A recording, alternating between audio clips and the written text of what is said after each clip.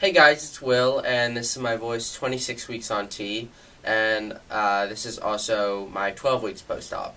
And so before I begin, sorry I didn't make a video last week. I've just been really busy with like college apps and stuff, and also just school in general.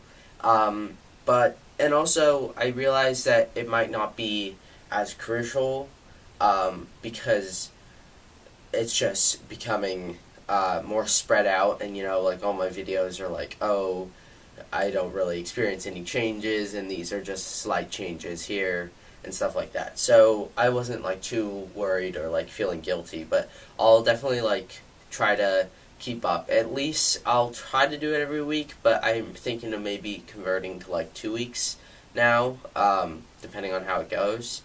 So I guess I'll start off with my chest. So this is my chest, 12 weeks post-op. Um, I still moisturize my nipples because I'm probably like once a day, once every 2 days, just whenever I remember. Because they do definitely get dry. And also, my scars, I don't really use anything now. Like, I want to, except the scar strips, they're kind of shitty. But I'm also using a scar gel, and I don't know, that seemed to definitely make a difference when I used it, because it maybe not the appearance so much, but it definitely made them softer. I know that maybe if I continued it, then it would make a difference. And it's really odd, like right there. There's definitely some places where it's a lot less visible and stuff like that. Like, of course, all of it's visible, but like more so than others. Like this part's really raised right here, right there too. But it gets really thin right there for some reason. And I think maybe, yeah, on that side too, right there. As for sensation, I think I can feel my nipples now. Not all the way, but I definitely can feel the skin around it. That part, for some reason, it's starting to get some sensation back. Like right there, but not right there. And above the incision line is where I can't feel anything. I can feel everything below it. And I can feel stuff like, I don't know, I don't do this too often. Like right there is kind of numb. It's kind of a gamble on where you'll be able to feel and where you won't. And obviously it's definitely still healing, so only time will tell how much it will, how much sensation I'll get back. But it was never really an major aspect for me, like sensation in my chest and stuff. I was just like, I don't care what, I don't even care if it's numb for the rest of my life. I just want it to be done with. And then also I haven't started going to the gym, but I'm gonna sign up like today or tomorrow. And so I'm just really hoping that like these curves will go away. Sorry, there's a reflection, so I'm looking at it while I'm doing this video. And you can see, like, it definitely is curvy, but, like, if I push it up like that, then it kind of looks, like, regular. And I'm just thinking if I could just, like, redistribute that fat so it just gets pushed up so it's, like, normal, like that. Then that would make me feel a lot more confident. Because that looks like a regular, like, man's torso instead of, like, the curvy woman's torso. And I definitely know I'm not as curvy as some others, because we all come in like different shapes and sizes. I mean, my friend who's a cis male, he's really curvy too. We wear the same waist size, so that makes me feel a little bit better about myself. But yeah, so I'll put my shirt on. So and changes on T, not a whole lot. I can definitely tell that my voice has been continually dropping. I think that'll be the case for quite some time. Also, I shaved probably like 2 or 3 weeks ago, and I definitely can grow it in more now than when I shaved like 2 months ago, and it took me a month to grow back in, something like that. And then also I'm definitely getting more hairs on the side of my face. These ones are the only ones on my chin that are really prominent. and the ones on my lip, obviously. But I can definitely tell that there's some coming in on the side. Like, you can feel it, they're just not visible. I definitely still get, like, really hungry and stuff. So I have to be careful about, what I eat and when I eat.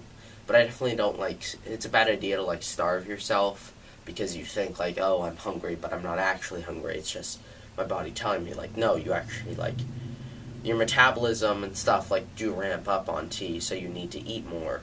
But it's just a matter of, like, what you eat and when you eat and stuff. It's like, don't just eat a bunch of chips and junk food. And I'm such a hypocrite because that's, like, all I do. Just to make sure to, like, eat healthy food and stuff. So, other than that, it's, everything's just going really well. I'm not, Dr. Vitali, my therapist, we both agreed we were doing it on a 2-week basis. Like, I've been seeing her every 2 weeks, but we both agreed that it might just be necessary to do it every month. And to be honest, I don't really think it's necessary to do it at all. Like, I just kind of get bothered when I have to go. But I guess it's for her benefit, not mine. Like, I don't get anything out of it, and I'm being honest. But, so I think I'm going to see her every month now, which I still think is way too frequent. And then everything else is just going really smoothly. Like, there's been no complications, regarding any of this, and, like, it's just been really seamless. And, it's kind of weird, like, if you look on my channel, like, I posted a video a year ago and a couple of days ago, like a year and a few days ago. How am I trying to say this? Yeah, like, my very first video was made a year and a few days ago. Yeah, you guys know what I'm talking about. But anyway, it's weird to think about, because, it's weird to look at how far I've come. And, last year when I was posting my first video, I was never even imagining that I could get this far. And even throughout my whole process, I was just like, I'm not gonna get this far, and this is just like a ridiculous dream of mine, a fantasy, but, I'll just keep pushing and see how far I can actually get myself. And I wasn't expecting to get this far, and of course I'm, like, ecstatic that I could get this far, and I'm really grateful for all the help and, like, support that I've gotten. And it's just been incredible. I mean, I could have never, ever guessed a year ago today that I would be in this position that I am right now.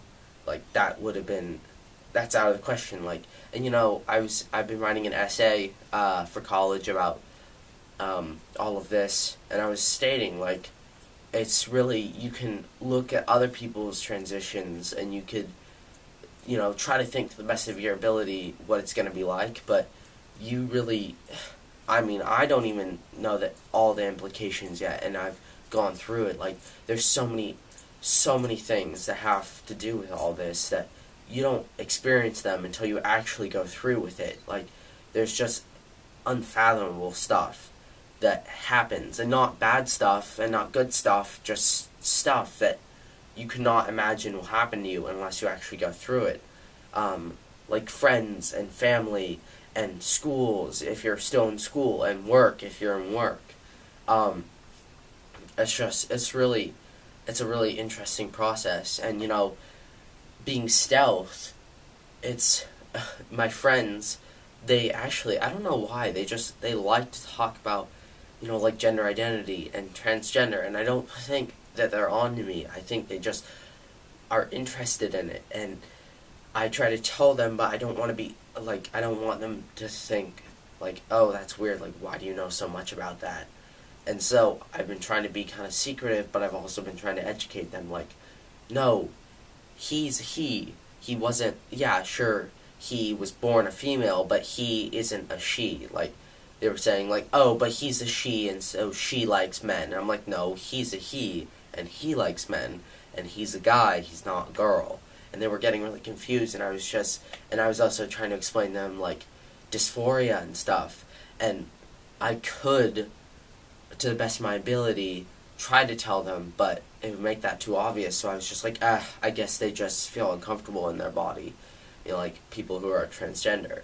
And it was just kind of difficult, because it's like, I want to tell them my experience, and I want to tell them, like, look, you're standing right in front of me, and I've done all this, and I want to tell you about my past, and like, no, I didn't have it the easiest, and so I wish you'd stop saying stuff like that.